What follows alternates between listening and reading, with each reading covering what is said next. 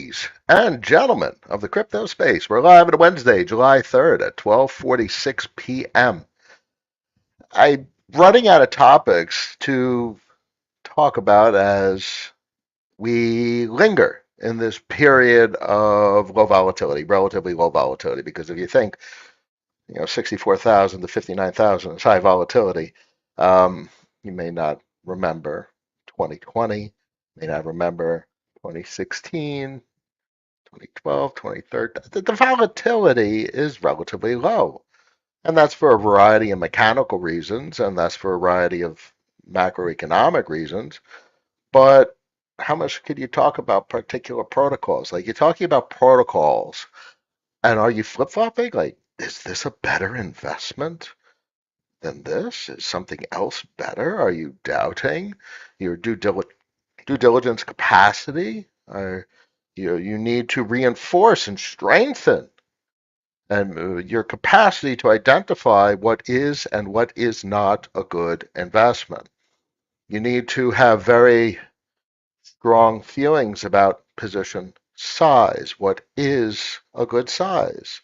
Because if you're doubting the size of your position or it's not an effectively sized position, you're going to not craft the most well-structured portfolio. And it's an art because just like any professional, whether you're a programmer or an accountant or a lawyer, when you look at the work that you've done, or a writer, which is applicable to law as well, when you look at the work that you've done, how does it make you feel? Is it well structured? Is it elegant? Is it professional? When you're talking like an artist, you would use terms like, is it pretty? Is it exciting? And these are very, you almost have an emotional instinct or an emotional response about the work that you've done. And that is something that is also the case for a portfolio, no less. Now, the thing is, there's nothing left to frickin' invest in. This has been the same landscape for at least months. There's very few new things, and the new things, anything new, you don't size significantly large. You size at a reasonable position size. So, how much can we talk about protocols and narratives about protocols and how these protocols aren't protocols, they're actually businesses, and how they fold into macroeconomics? And sure, that at this point, it's like beating a dead horse. We've talked about this stuff.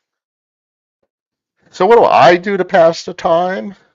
What have I done to pass the time for 2 years at this point? 22. It's quite bearish back then. I wasn't really thinking as I am now back in 22, but kind of where I am started back in 22 with regard to structure, with regard to actually playing chess and not just chasing or some other metaphor. Now, the real structure is finally realizing that your investments are only part of the equation.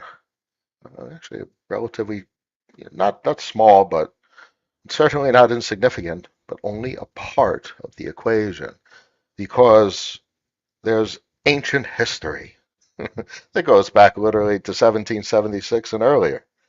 Um, I don't know, about 1492.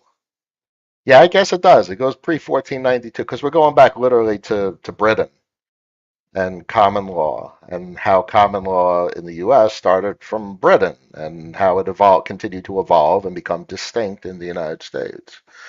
So to be a good investor, is it just the investments? You got to think about how to manage capital. It's an absolute requirement.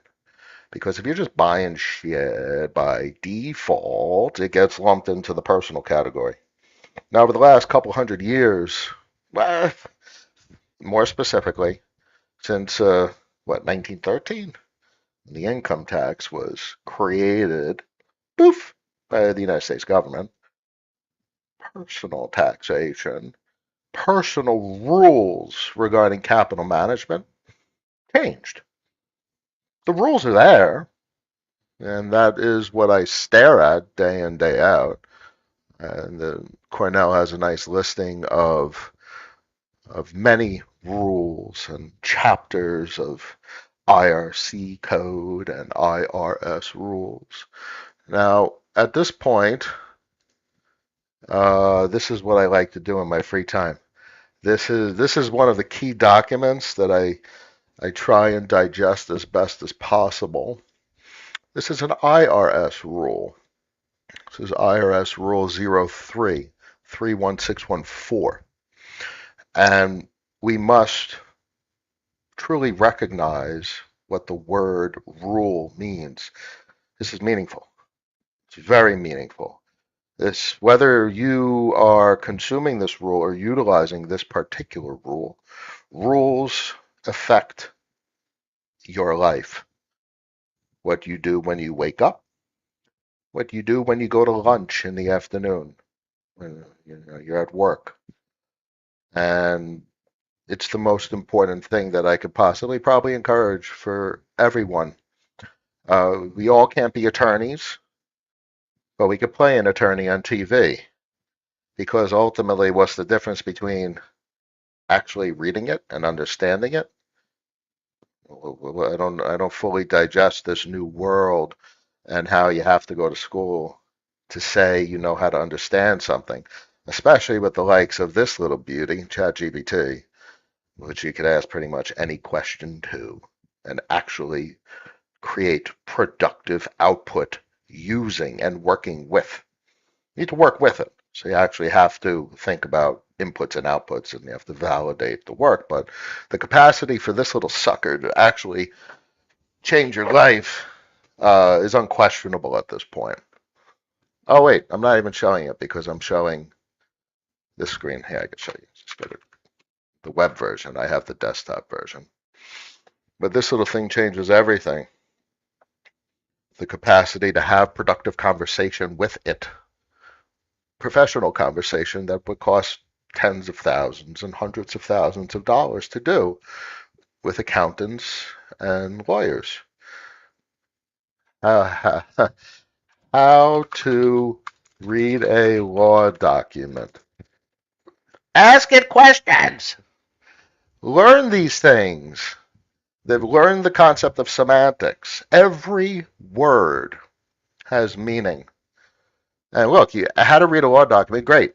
It's telling you, so you read it, and then you're able to take paragraphs and feed it to it and say, how do I, here's a great example. Look, this is something I commonly ask ChatGPT. Break down the semantics of this legal text. I do things like that quite often. Here's a breakdown of the. This is a way to be able to help you digest the actual words in legal documents. So, and at some point, hopefully, you don't even need to ask it these questions because you've acclimated and you've acquired that skill. So by doing things like this, um, you could change everything with regard to the rules that you follow for capital management. So as I said, you're defaulted into personal tax rules. Now, clearly, everyone knows about corporations, S corps, LLCs.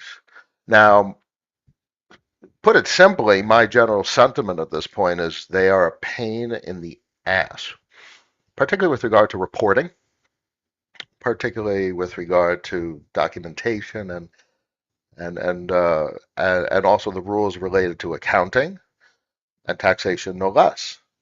So the entire structure of good parts of the Constitution, Bill of Rights as well, is the right to privately contract.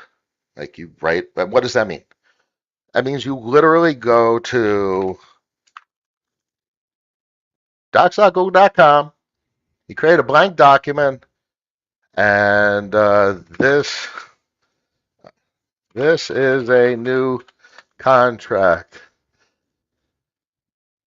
Rule 1, rule 2, And then you do something like this. This is one of my documents. You go here, you take what's called a notarization template, and bam, that's it. This is one of the most protected things in America, the right to privately contract. So, we should all be using this because you know how. Let me put it this way: Rule 1, Rule 2, Rule 3, Rule 4. You literally go to notarize.com. You don't even have to go to a bank to get a notarization. You just go to notarize.com and they notarize it. You're sitting at your computer, you're writing, you're learning, you're making these robust and profound documents, and then you notarize it, and it becomes a legal document. It's enforceable, as in it's consumable. It's proven by a third party that this is now an official document. When I started understanding this, it got really weird. Because isn't that weird? Isn't that a topic we've been saying recently? It's going to get weird. So we might as well prepare in a way that seems weird at first, but then it's like, oh, this is the way the system works.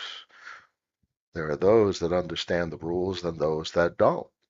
And the ones that understand the rules typically ask a shitload of money for services of people that don't understand the rules, and those guys are called lawyers. But the law is here. This is just one particular section, but it's all here. It's like federal. You, you literally go. You don't have to use Cornell. You can use Harvard as well. It's all public information. The law is available.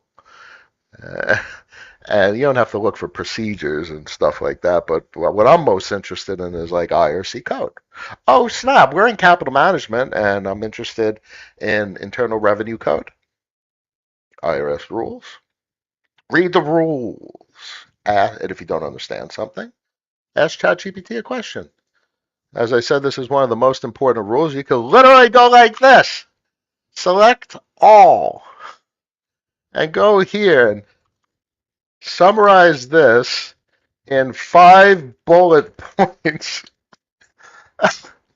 You could do insane things. I don't, you know.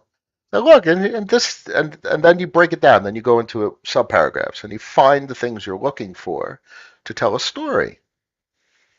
And when I saw this, I was like, oh shit, we could do some interesting things. So my personal opinion, uh, it is completely irresponsible to manage capital at a personal level. I know that is a hard thing for folks to probably hear, but there is nothing good about managing your capital personal level. The entire system is designed to run the country on that income, but they don't because everything runs at a deficit. So it's that whole argument. Why do they tax us if they could print it? But that's not a simple. You can't do that because you have to create deflationary pressure. You have to balance the economic pressures in the system.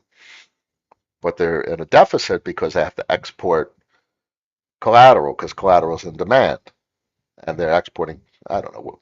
They run all the numbers and how much they have to export. They're probably doing somewhat of a decent job. Why? Because the world didn't collapse today, and it's not going to collapse tomorrow. Otherwise, if they're exporting too much or not exporting enough, the whole system gets out of whack, and you get financial crises. So the point is, they're doing a pretty decent job. So, what was my point? My point is irresponsible at a personal level, corporate, and this whole S corp LLC. Uh, the rules are a pain in the ass.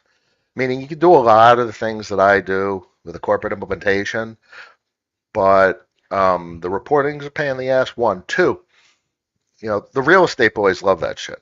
They love their corporate tax breaks and the way, uh, you know, property amortizes and that's deductible over a period of time, and interest expenses are deductible. And they love that shit. Uh, But the right to privately contract is kind of a whole nother level. And that is by definition what can manifest what's historically called the trust structure. So these are big words, and it's very overwhelming when you hear the word a trust. But literally, if you write on a piece of paper, I create a trust, here's the rules of the trust, you have created a trust. Now, clearly, you want some template shit. You need a serious amount of template. You need like formal structure for, but you ask it. Uh, Create a trust template document, including standard formal structure for roles.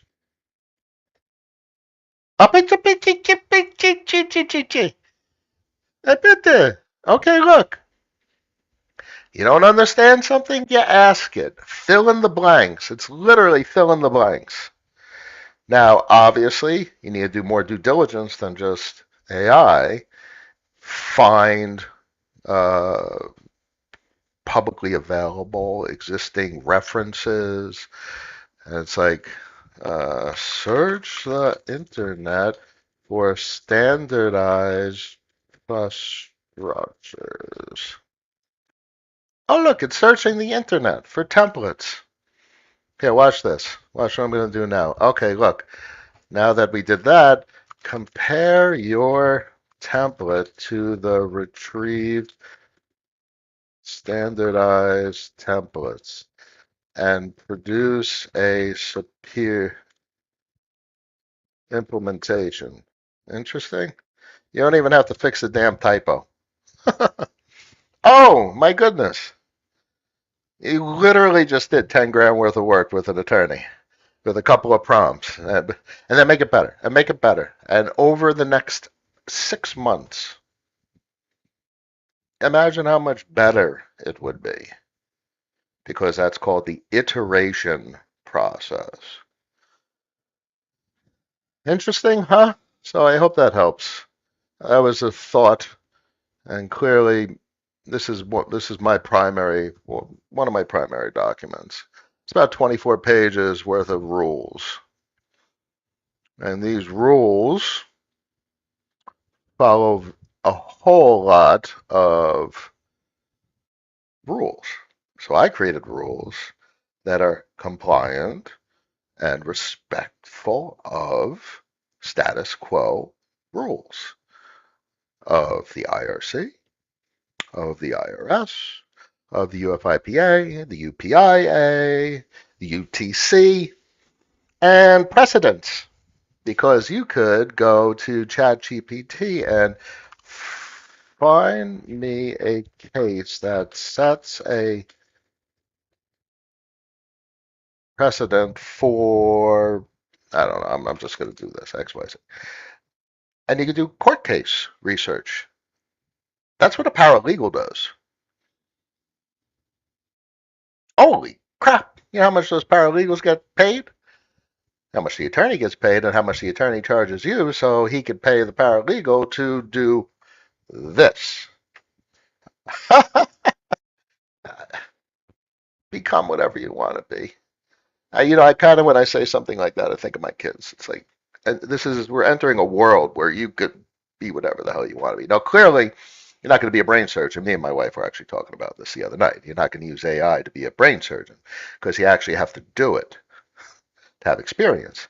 But the thing is, with regard to law, legal matters, what an attorney does, you can write, because that's ultimately what they do. They also litigate, which is the verbalization of it in a courtroom setting. So I don't expect anyone to get that experience necessarily, but we could write legal documents.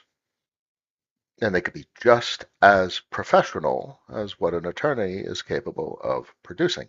Because to top it all off, once you create a legal document, you could search the internet for find me documents that offer a particular legal tone.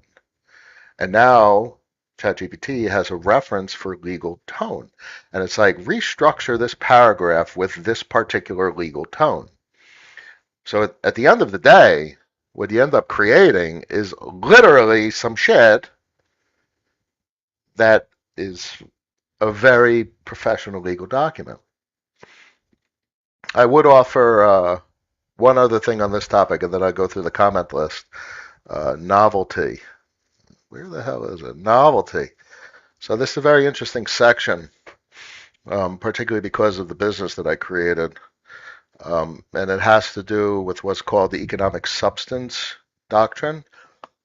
Um, One of the key requirements of the economic substance doctrine is the separation of capital. So, you did a bunch of personal investing, you have a bunch of personal money that you work for, and you want to create this other entity, corporation, trust, what have you. So how do you prove that the capital that is now owned by this separate entity is not just a pass-through entity to yourself?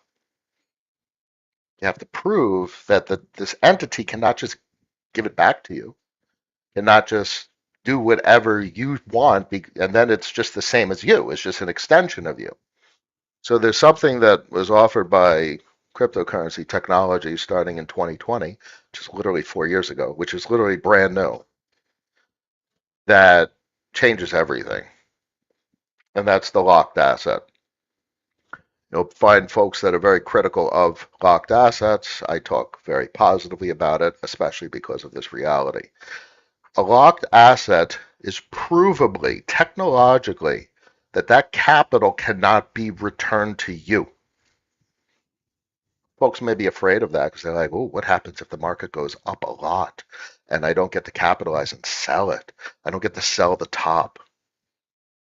But you need to understand the benefit of these types of structures and what they're truly capable of.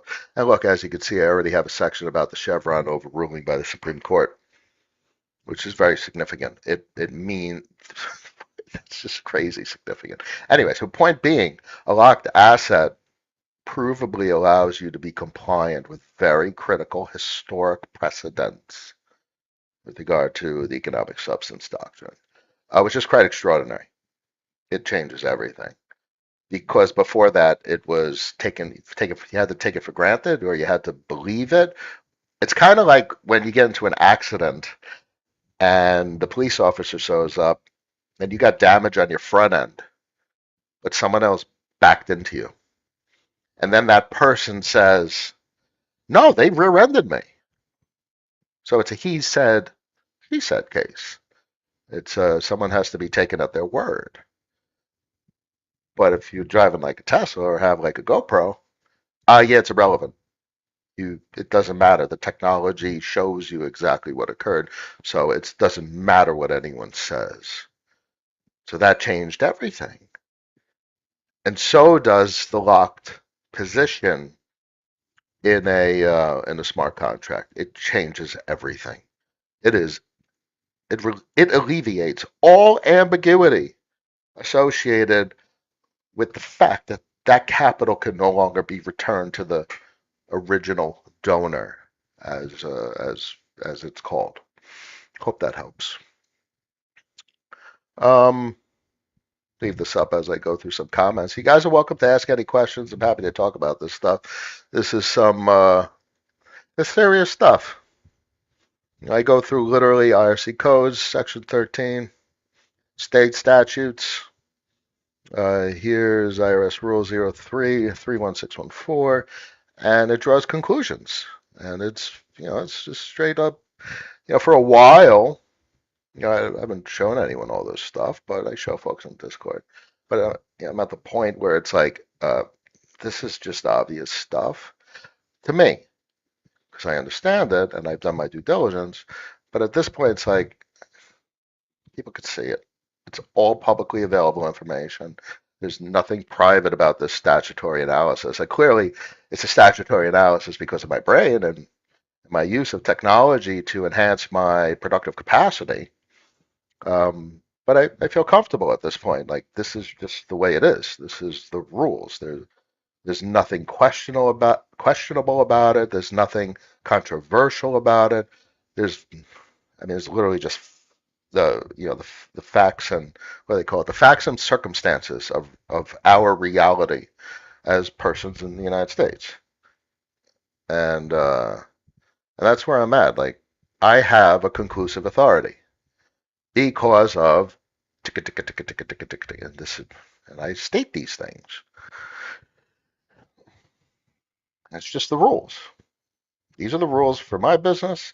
There's rules for corporate businesses, and there's everyone knows the rules for personal stuff, whether it's or 1040 or your tax bracket or the standard deductions. Just the rules. So know the rules in which you play, and not Google them. Use ChatGPT because it changes everything. So Google your rules. Tell me about the history of a 1040. Tell me about the history of personal income taxation. Uh, tell me about 1099s. Ask the questions, and that's how you can do a little bit better and be rational about not just investing, but how you manage your investments. All right, Raul's in the house. Snow greetings. Critical Mass here. Hey, y'all. Tapsies here. Brian. Happy Wednesday. Hefty. Hump Days here. Yeah, I'm that old. Are we going to have any opportunity in the current economy? Yeah. I mean, I believe we have the opportunity today. Um, these charts and these prices drive folks mad. Your goal, your success, what makes you win isn't number go up. It's how well you follow your rules. In 4 years' time, 8 years' time, 12 years' time, number go up. You don't have to find Pico bottom. The measurement of your success is the consistency of the execution of your rules. And do not measure success or failure relative to other persons. Your success or failure is measured only against yourself and how well you adhere to your rules. Define your rules and retrain your brain to use that as a measurement for your success. And that is how I pass the time. Instead of folks like, oh, it's breaking down. Oh, it's breaking out. Oh, I should have bought. Oh, I should have dumped it. Oh, you're going to drive yourself mad. Don't drive yourself mad. Live your life. Relax. Woosah. Isn't Bad Boys 4 coming out? Woosah. You know? Yeah. Just some thoughts. Hope that helps. Hello. Connect the dots in the house. Arrow. Good afternoon. Cap, go off about 401ks being scams. I like hearing your thoughts around Zoomers being boomer exit liquidity. Mechanically, that is what it is. If I'm 80, I'm retired, I don't work, I do nothing, and I have a shitload of TLT, which went up for the last 40 frickin' years, and I got to pay my bills at the end of the month, I sell some stock, or I sell some ETFs, or whatever the hell you describe it as. Okay, that means the number go down. So the only reason the number go up, if you compare the population of boomers that are selling their shit, is if capital inflows make the number go back up. What is the structured way the system makes the number go up? Passive flows, 401ks. It is a capital transfer from the productivity of the youngest generation, Zoomers, and us as well, millennials, to the retired persons. Because if the boomers are just selling their shit, they're not buying anything. Numbers don't go up because of them. Numbers go up because of us. So what the 401ks did is created the boomer retirement program, which is above and beyond Social Security. But Social Security's in there as well because those basically invest in, the most pristine investments, U.S. government debt. Just boomer retirement program model 101. That's just what it is.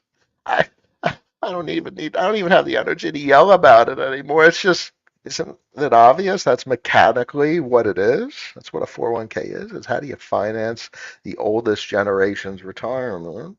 Someone needs to be productive to have capital, so the older generation is not going to be productive. They're old. So it's the younger generation. So the younger generation needs to transfer capital to the older generation based on their productivity. That's what a 401k does, ladies and gentlemen. So think about that. Uh-huh. Tapsy, unfortunately, zero fair market value is not a thing where I live. Otherwise, I would consider a similar structure. You don't need zero fair market value. Zero fair market value is about substance over form. It's another doctrine. So substance, so that that's only in the U.S. So you don't have to have zero fair market value. Zero fair market value is for balance sheet inspection, meaning you need to express the economic reality of your investments, of your portfolio in the balance sheet.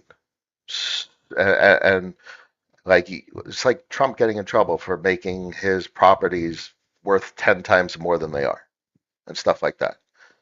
So that what is the true economic reality of a locked position is that they can't be sold. And if you have rules in your business that say you need to relock monthly, that means they can never be sold. That means the real economic contribution is zero. You cannot sell them, you cannot transfer them, you can't do anything with them. So you don't need to have a $0 fair market value. That's literally an accounting procedure to establish compliance with the substance over form doctrine. That's as simple as that. So don't conclude that that is a requirement for a valid structure. And obviously, this is all dependent on respective nation state laws. Every nation state has different laws. So get on your chat GPT and ask what the laws are. What are the rules? You sit down at a board game, pretty sure you want to know the rules of the game before you start playing. What's the difference between the game of Monopoly and the screen that you're looking at? A stock chart, a crypto chart, a business structure. The rules. The rules are the rules, and this is a game. You are part of a game. You are playing a game. You have been blue pilled into a game called global economics. Fiat currencies. Constructed economic systems that have rules. Now, when you really understand that, you're like, fuck, these motherfuckers got me playing a game. But that's true. When you peer through the bullshit, when you peer through the madness, and when you quote unquote red pill, you're like, oh, the ultra wealthy elite nation state builders and city crafters and population puppeteers. They create a game. Okay, great. There's nothing you can do about that unless you got a 10, 20, 30, 40, $50 trillion sitting around and you're one of the wealthy families that doesn't even make it to the Forbes list because it's on a whole nother level. And that's another story. But we have rules. Least you could do is understand the rules. Snoke, I don't know if my comment was deleted. What would your advice to a young European who has 1 year in the workforce and is forming his career? So, a lot of thoughts. Well, you can't, especially in Europe, it's that all those government programs for retirement savings, they're all bullshit. So you take your capital, um, and they're gonna take a piece out of you from a personal perspective. So you take your lumps, you take your beating, and you accumulate your capital. But you can't accumulate your capital in currency form, can you? Well, you can because we define it as the cash position. But the cash position is composed of Bitcoin, Ethereum, and currency. Yeah, currency. Be it a euro or a dollar, USDC, so on and so forth.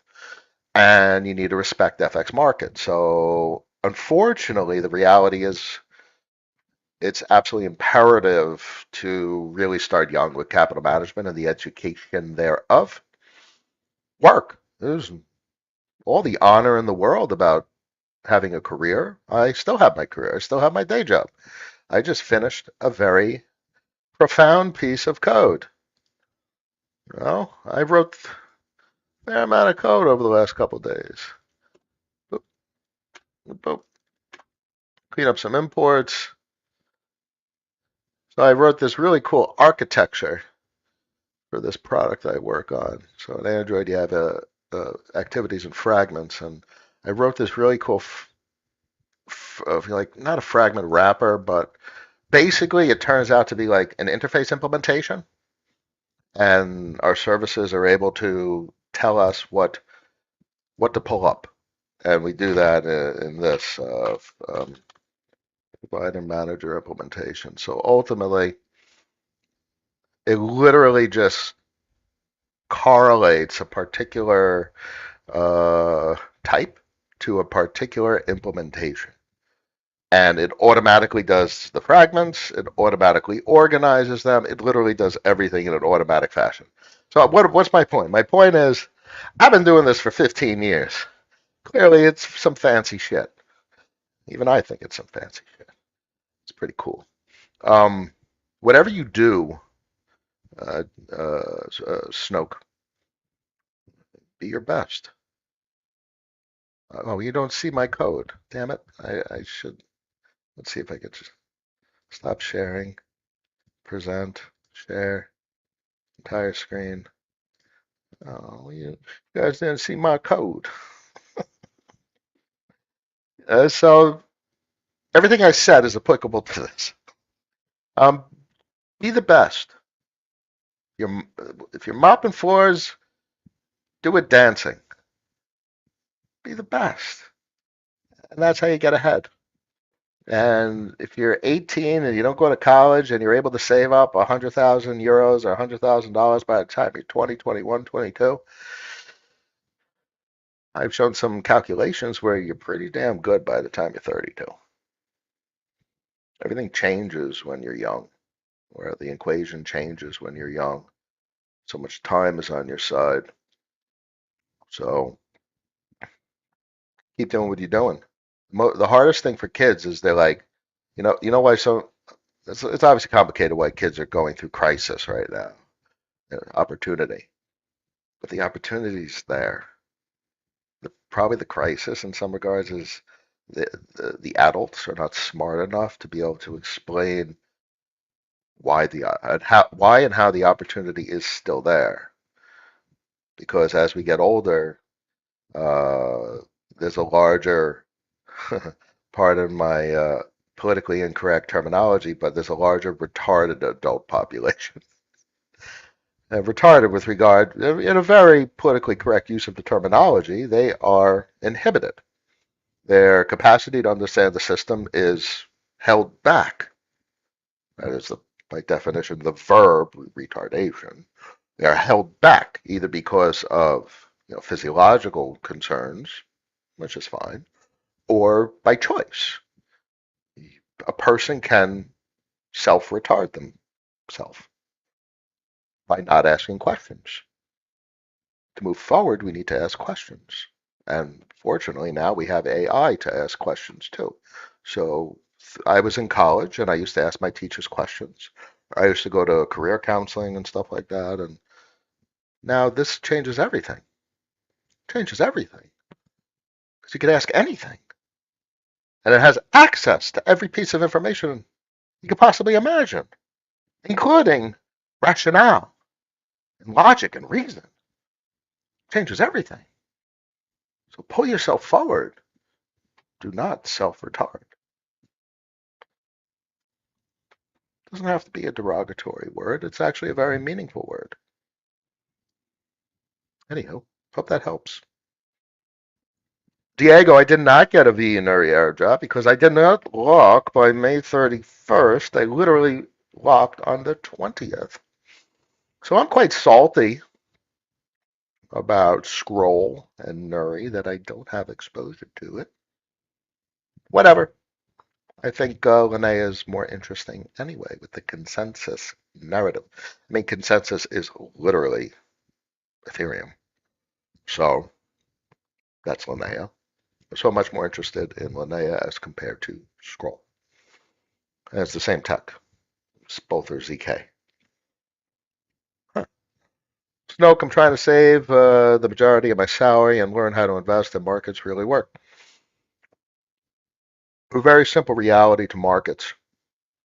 We often say 99.9% of assets are owned by the 0.1%. What does that mean? It means buy things. But the entire conversation we've had over the last years is what to buy. Cash flow is very meaningful. Clearly, that's a core talking point of our conversations.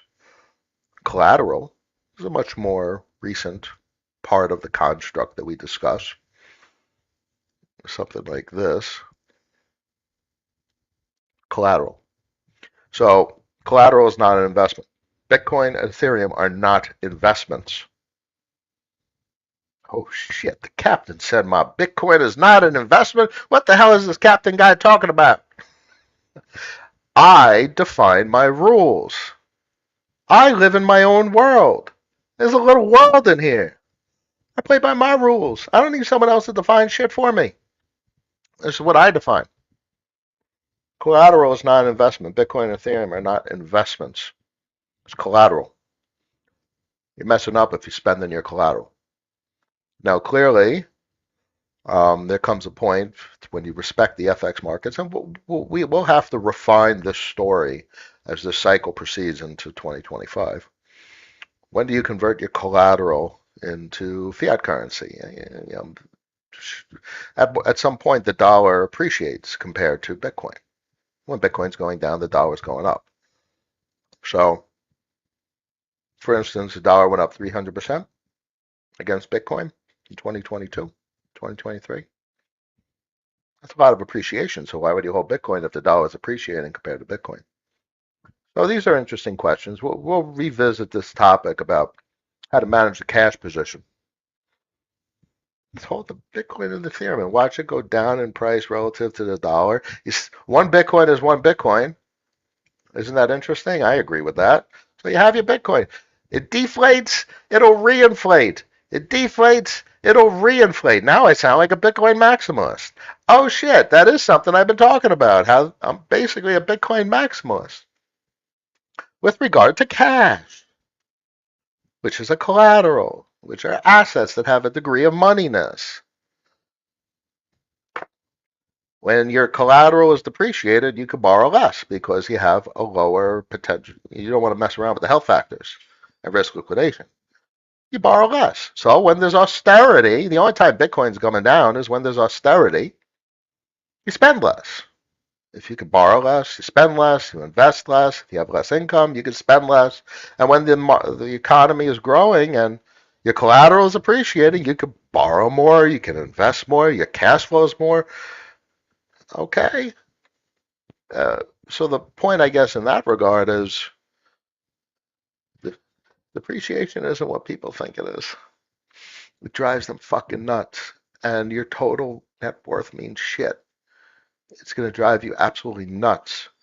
As being a successful investor is about having a stable, consistent, healthy mindset. And that is certainly critical to survive, not just in markets, but in personal relationships. You have to be healthy. You have to take care of yourself. You are good to no one unless you take care of yourself. Food for thought. Food for thought. Hope that helps. Snoke, you're very welcome. Irreverent Nexus. All love, Cap. Much pleasure. Much pleasure. Snoke, so maybe making that effort and trying to be the most rational possible. Can I get a chance to do something in the current economy? Of course. Um, so, what was I? I graduated with an electrical engineering bachelor's degree, which is fucking useless, in 2006. Between 2006 and 2008, the economy collapsed in '08. I did pizza delivery. I was a really well-educated pizza delivery driver. Very depressing. I wish I had me to talk to back then, but I didn't. And I've been on this journey by myself the entire time. But now I get to talk to you guys and hopefully give you guys some of the guidance that I wish I had. I very much say that often about my children. They are very lucky that I have gone through the things that I've gone through. Um, Very depressing back then. Pizza delivery, $100,000 in debt, stuff like that. But then I did bullshit work in a call center, and then I started my career as a software engineer. Just an opportunist. Android came out in like '08, '09, early beta versions of the 1.0 and type stuff. So I wrote some apps, was moderately successful in them. But what did I do between 2010 and 2018? 8 years of my life. Human being lives 100 years. And for 8 years of my life, that's what I did. That's a meaningful part of my entire life.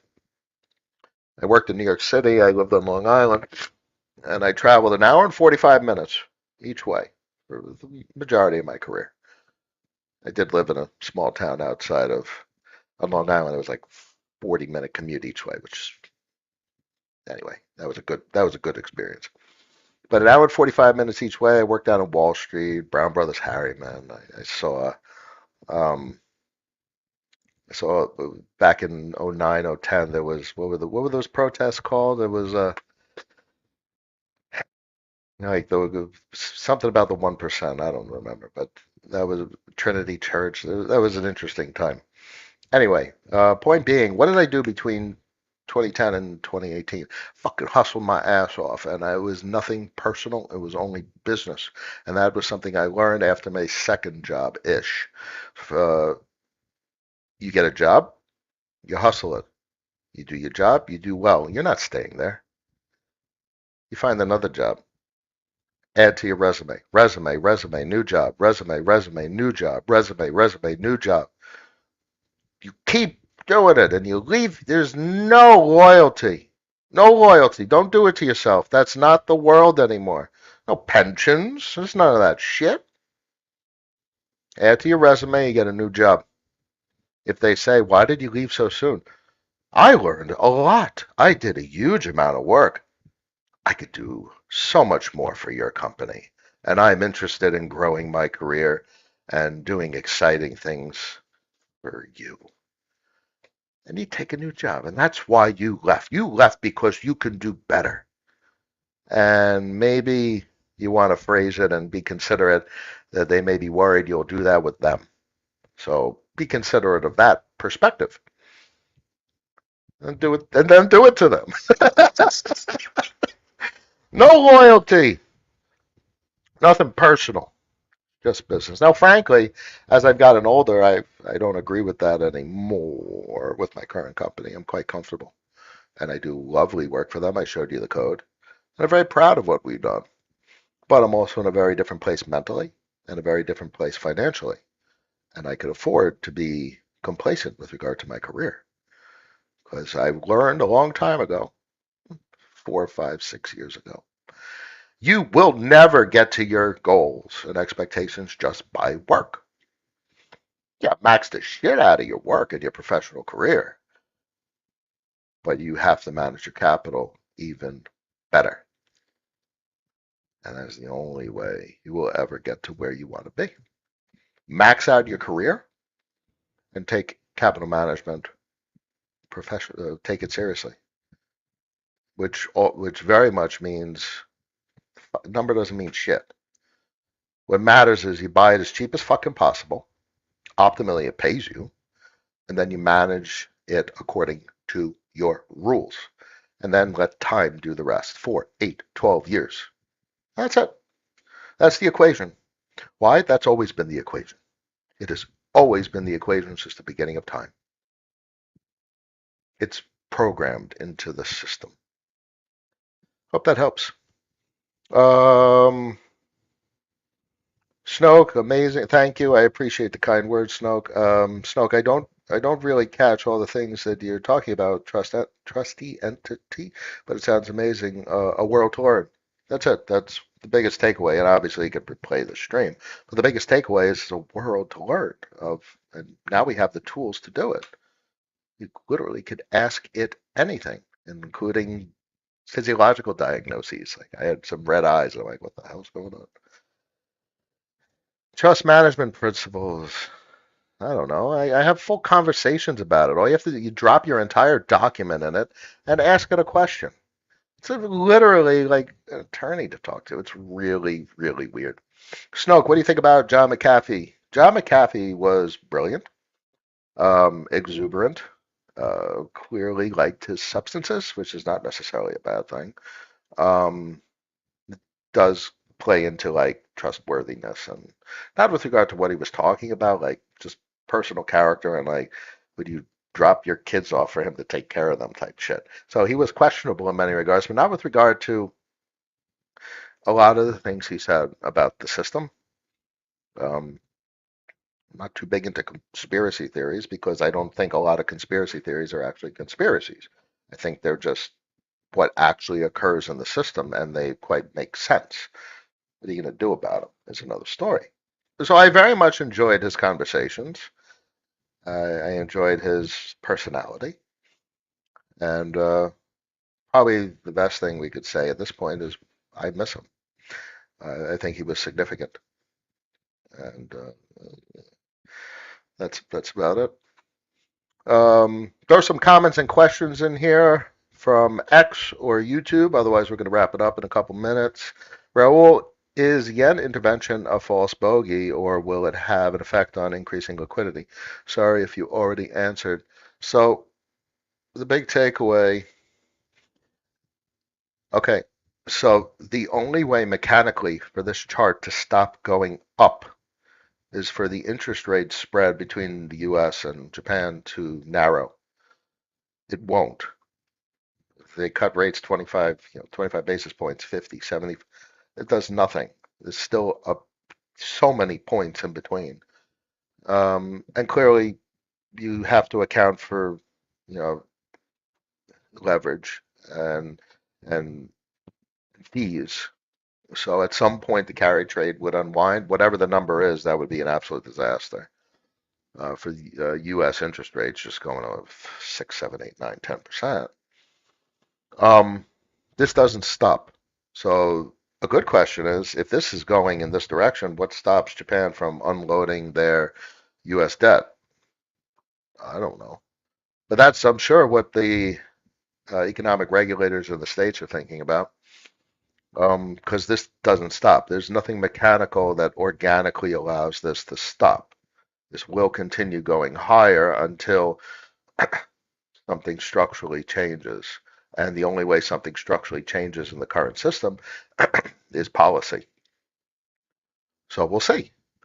This thing stops and reverses. We better be sure it's not the carry trade unwinding, because that is kind of scary. But I don't think that'll be the case. I think they have complete like totalitarian control over economics, unlike anything in history at this point. So all we can do is watch, sit back. We are observers. We are mere participants in their game. So just follow their rules. Nothing else we can do. Hope that helps. Athletic Concept checking in. Raul, what did you think about services PMI today? Is it enough for Powell to cut? No, he's not cutting because of PMI. The only thing that gets him to cut is one, they kind of need to cut because the domestic condition is not, so we see through it in many regards, but it's not healthy. Um, the only reason employment is where it is because of the illegal immigration of foreign workers. Uh, the American population is declining with regard to health and well-being economically. So I don't really think about like a PMI number and him cutting. I think more about, oh shit, he really needs to drop rates, otherwise Japan's going to start dumping their shit. They're going to dump 200 bill, 300 bill. And there you go. There's, the 10-year at 6%, because who's going to buy all that in a clip? And they need to dump it in a clip overnight because, you know, the yen's at 165, 170, and inflation in Japan is just through the roof, consumer price inflation. So that's much more of what I think about on how, but everyone's caught up in these social media talking points from regulators, Powell and the FOMC. All it is smoke and mirrors. It's the Real Housewives of Capitol Hill. It's just social media. It's about complacency. It's about um, keeping people civil, that they're in control. That's all it is. Don't worry about it. Drive you nuts. Cav Monster, welcome, welcome. The dollar-denominated debts are due in dollars. When we pay back very large countries' debts, it increases the dollar price. I think this stops the game from ending. Well, the game cannot end in the short term. Um, why? And mechanically, what you're describing is if I am a business in Germany and I borrowed money from a British bank, I borrowed $1 billion, and that British bank, they don't want to get paid back in yen. The contract is they get paid back in dollars, period. So then you have to understand what the dollar is. And the dollar is that debt, because that debt is a liability on a double entry accounting balance sheet. So um, the dollar's not going anywhere. If anything, the only way we switch to a new system is if the debts get paid back. But here's the kicker: there isn't enough dollars in existence to pay back the debt. And it's not the debt that the U.S. owes. The U.S. owes what, 34 trillion? The world owes hundreds of trillions of dollars. That's probably just the biggest misconception that everyone has. The vast majority of dollars have been printed not by the United States. They've been printed internationally for using the same mechanism that people print dye and people print MIM and people print CRVUSD or FRAX. It's a collateralized debt position. So these dollars that you see in crypto they're actually the same thing as a bank deposit, mechanically speaking. And that's probably one of the most surreal observations that I've had in my adulthood. What is a dollar? And how much debt there is out there? And it's not owed by us. It's owed by the world. And when I say the world, I mean some company in South Africa, some company in Australia. If you're in Australia and you borrow some money from Japan, a bank in Japan, the bank in Japan wants their damn dollars back. How do you get the dollars? That's what the Asian financial crisis was about. And it's all about just dollar shortage, because if you don't have the dollars to pay back the debt, ooh, that doesn't work out well. Someone's defaulting on some debt, and that's dollar destructive. Can't have that, because that spirals real quick.